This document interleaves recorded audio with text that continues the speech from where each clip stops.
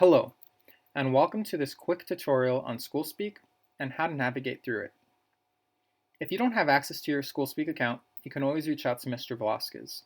He will be able to help you out or provide any information needed regarding SchoolSpeak. Once you do log into your account, you'll be prompted to the home page. I'm logged in as the Panther. On the left-hand side, you will see the groups that you are a part of. Everyone should be part of the school group. Under the school group, you'll see quick links. The quick links for the school contain calendar, announcements, and facts. As you keep scrolling down, you'll see the other classes or groups that you're a part of. The Panther is part of the TK Spanish program and the TK Mandarin program. You can see he has classes or a group with Miss Prats and a group with Miss Gutierrez. Every group has their own quick links. The groups with the teachers, you can view their announcements that they post, and you can even look at their report card. Right now, we'll be going through the school's quick links. They have calendar. This helps you view all the upcoming important dates and events. You can navigate with the drop-down menu or use the previous or next button. This helps me plan for the future. As you can see, on Monday, February 15th, there's no school. Next, we have announcements. When you click announcements, it'll show you all the announcements posted throughout the year. They do expire, so right now we only have this one announcement. The announcements are also located on the home page.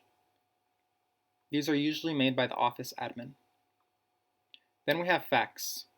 Facts is our tuition and payment management. Then you can scroll down to the other groups or your classes that you're a part of. Here you can look at the report cards for your child. The Panther doesn't have any kids in class, so he doesn't have access to it, but this is where you can look at your report cards or announcements that teachers have sent. Next, SchoolSpeak also allows you to email your teachers. There's an email icon up here on the right-hand side, and once you click it, you'll be prompted to the email page.